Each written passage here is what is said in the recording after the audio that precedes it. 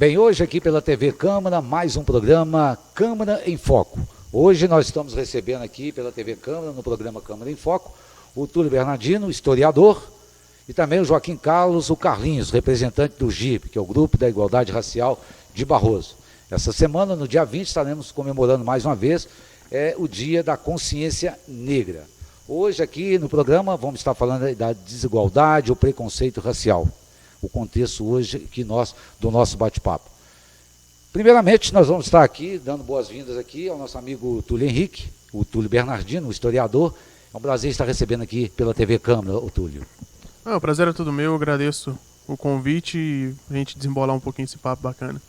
Bem, aqui também comigo aqui, o Carlinhos, o Joaquim Carlos, o Carlinhos, Mr. Black, representando aqui o Grupo da Igualdade Racial de Barroso, o GIRB, que faz um trabalho aí na cidade de Barroso. Carlinhos, seja bem-vindo. Eu que agradeço também o convite e estou disposto aí a responder a vocês aí e dar o conteúdo para nós aí, para nossa classe. Bem, Túlio, começando aqui o programa da TV Câmara, aqui no Câmara em Foco, eu gostaria que você falasse um pouquinho aí, já da desigualdade, também desse preconceito racial, não só no Brasil, mas no mundo inteiro, como lidar com isso. Eu gostaria que você falasse um pouquinho aí, para conscientizar as pessoas. Bom, eu acho que, em primeiro lugar, a gente tem que entender que o contexto histórico ele é muito vasto. Ele é muito longo e, assim, impossível de resumir todos os meandros. Falando um pouco do contexto brasileiro, que eu acho que é o mais interessante para a gente analisar, a gente precisa entender que o racismo no Brasil ele é estrutural. E ele é estrutural porque houveram mais de 300 anos de escravidão. E a gente tem pouco mais de 100 anos de abolição. E mesmo assim não foi um processo de abolição que foi um processo tranquilo. Foi um processo de abolição extremamente abrupto, em que os negros simplesmente foram jogados à margem da sociedade. Então, a gente vem a cada dia vendo os processos de mudança, os processos históricos de mudança nesse contexto. Então é impossível a gente mudar um contexto histórico de mais de 300 anos de escravidão com apenas 100 e poucos anos de abolição. A gente não consegue modificar esse contexto. E quando eu falo de racismo estrutural, para as pessoas entenderem o que é esse racismo estrutural e de onde que vem esses conceitos, que às vezes parecem muito abstratos, mas não é. O racismo estrutural, ele é simplesmente você pegar algo da estrutura da sociedade. O que é isso? É você internalizar que, por exemplo, um negro de terno, um negro bem vestido, ele naturalmente é visto pelas pessoas como se ele fosse um motorista ou segurança, ou como se ele tivesse algum subemprego, vamos colocar assim. Claro, com todo respeito aos motoristas e segurança, mas como nunca ele é visto como um advogado, como um juiz, como um político. Ele sempre é visto como algo que tende a servir à sociedade. Por quê? Porque durante muito tempo a única função do negro escravizado era justamente servir a essa sociedade, era essa função servil. Então quando a gente fala de racismo estrutural, quando a gente fala da estrutura, é disso que a gente está falando. A gente está falando de uma estrutura que naturalmente ela vê o negro com esses olhos, naturalmente ela internaliza que o negro ele ocupa certos espaços e ele não ocupa outros espaços.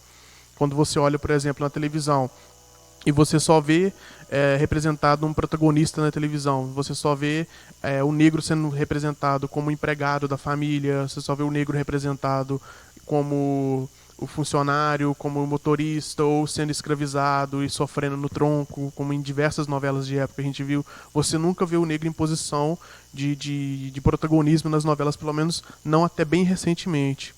Quando você liga o telejornal para você assistir uma televisão, para você ver o Jornal Nacional, você quase nunca você vai ver uma âncora do jornal negra, ou um âncora negro. E quando você vê é um ou dois. Então este é o contexto do racismo estrutural. Falando na questão da Câmara Municipal, por exemplo, se você olhar na galeria dos presidentes, você vai ter um ou dois presidentes da Câmara em uma história de mais de 60 anos de legislatura, um ou dois apenas são negros. Isso é muito importante também para a gente analisar. A gente tem atualmente uma bancada da Câmara com 9 vereadores em que nenhum deles é negro. E aí você tem esse contexto. Então, isso que a gente fala de racismo estrutural, é que a estrutura ela já foi durante 300 anos construída para que os negros eles fossem vistos como uma subclasse. Então você não consegue modificar isso com 100 e poucos anos de abolição. A abolição, inclusive, que não foi um processo de liberdade em que os negros começaram a vencer na vida. Não, muito pelo contrário. Ela foi um processo de marginalização dos negros. é que os negros um dia eles eram escravos, no outro não eram, mas eles não tinham para onde ir, eles não tinham terras, eles não tinham nada, e que se foram construindo ao longo do tempo, ao longo do período, e que permaneceu ainda o racismo. Então ainda a gente tem essa estrutura muito bem construída. Quer dizer, deram a liberdade ao negro, mas sem uma estrutura para ele dar continuidade com a sua liberdade. Seria mais ou menos isso. Sim, de fato. É a mesma coisa de você, nesse mesmo contexto, de você pegar um preso que ficou 30 anos preso, e aí você dá liberdade para ele. Mas ele vai fazer o quê? Ele não sabe fazer nada, ele não tem posses, ele não tem nada, e ele ainda carrega consigo um preconceito racial muito grande.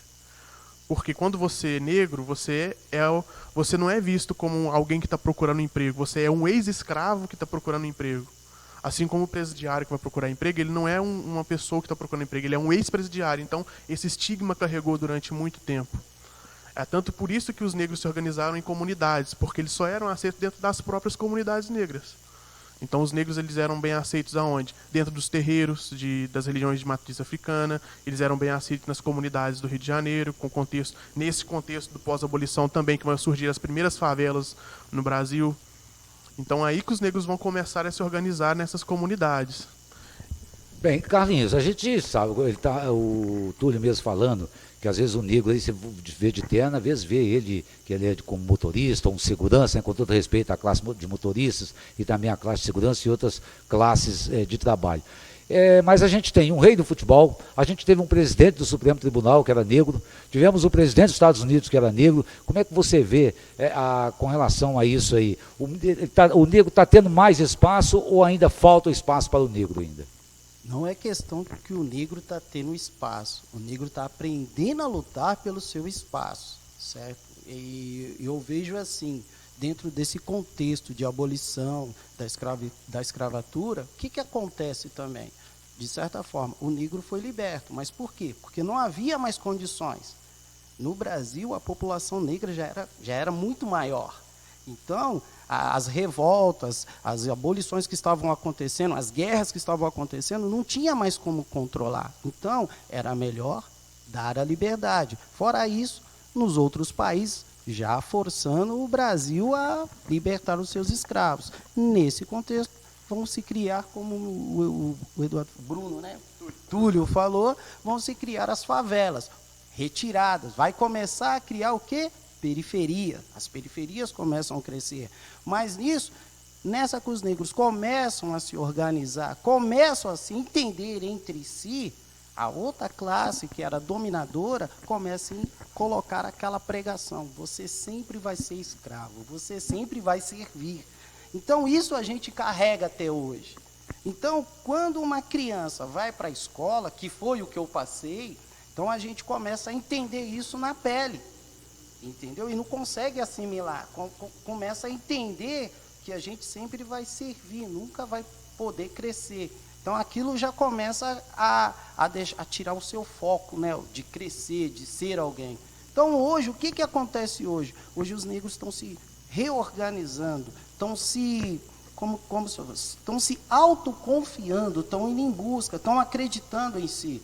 Então, é o que está acontecendo. Por isso, tivemos um negro que foi presidente dos Estados Unidos. Mas não foi só os votos dos negros. Então, ele teve que convencer os brancos, ele teve que mostrar isso. Mas isso até hoje lá ainda existe preconceito, não acabou.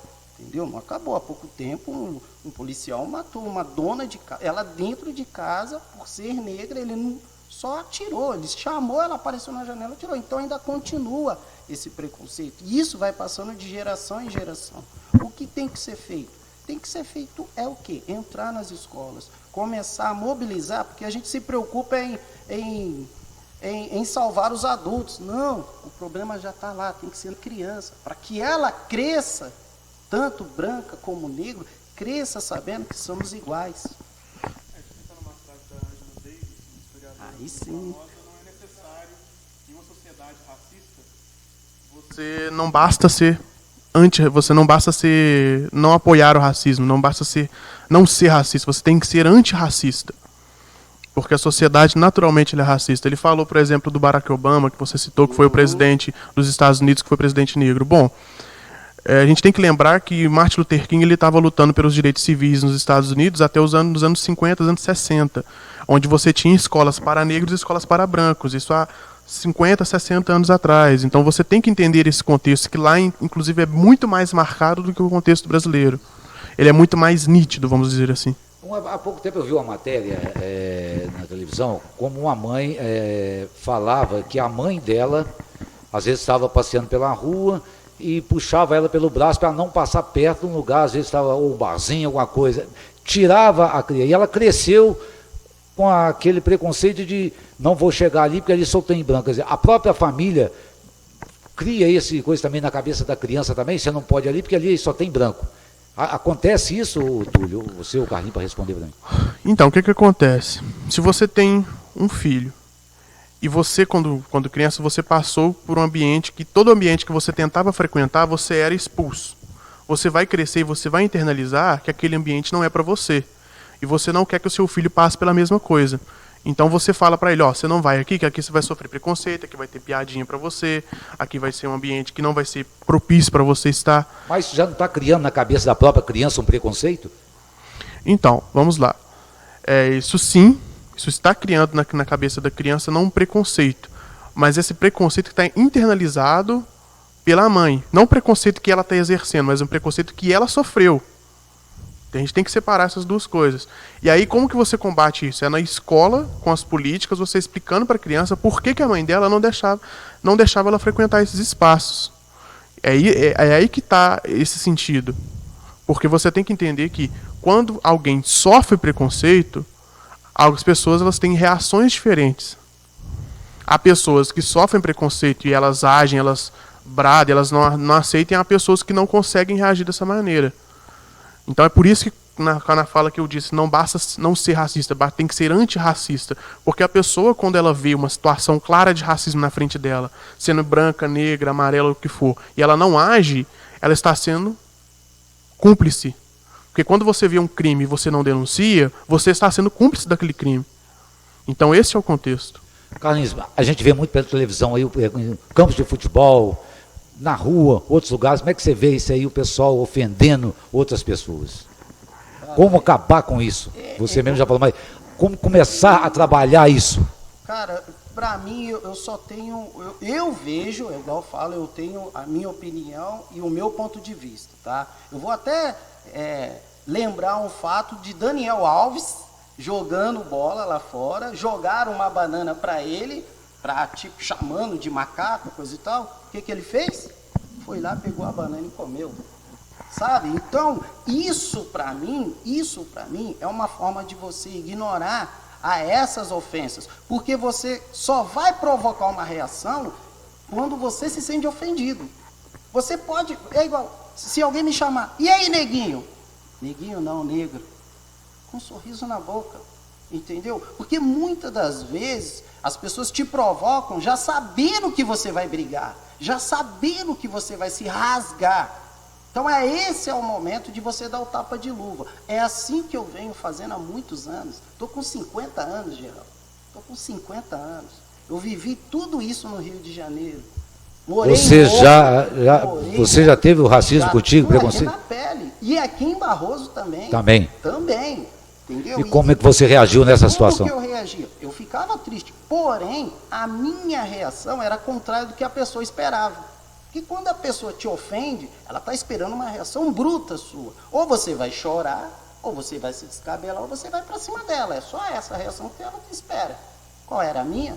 Ô amigo, você está me chamando de negro, de macaco? Que eu saiba, macaco é um animal. E eu não sou preto, sou negro. Isso é uma raça. Mas, quando você quiser aprender mais, vai na escola, vai ler um livro.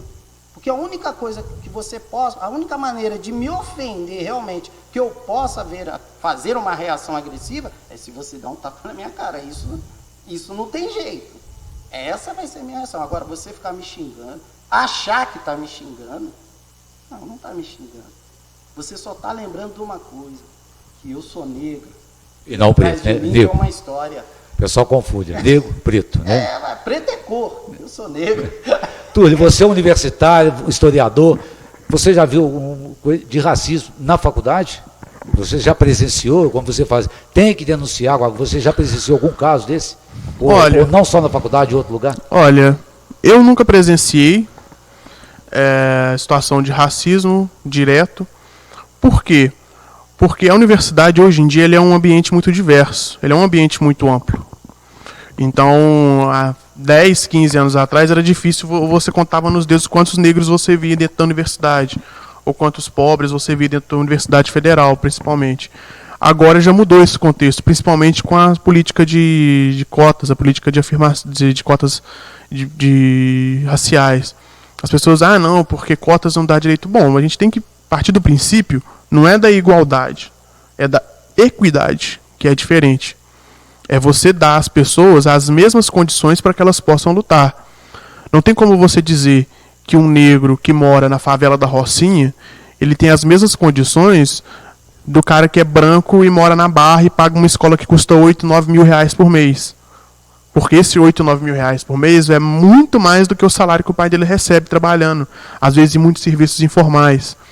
Então você tem que dar as mesmas condições para as pessoas acessarem essa educação. Então por isso que eu nunca presenciei, por isso que eu nunca tive esse contato direto, saca? Alguma coisa ou outra, mas assim, dentro da universidade, principalmente dentro da minha área, do meu curso, a gente é muito combativo sempre. Então a gente sempre repudia falas que são racistas, a gente sempre repudiou o Food Center acadêmico, muitos anos a gente fazia sempre eventos e sempre repudiou qualquer atitude de racismo nesse sentido. Então, assim, apesar de eu não ter presenciado ela nesse sentido direto, eu acho que eu não presenciei justamente porque foi um processo de luta por muitas pessoas que passaram pela universidade antes de mim. Assim.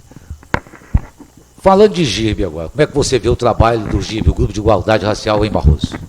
Eu acho fundamental. Assim, eu acho o trabalho fundamental do GIRB e é um trabalho que, inclusive, ele não tem que ser lembrado uma vez por ano na Semana da Consciência Negra ou no mês da Consciência Negra. Ele tem que ser valorizado sempre.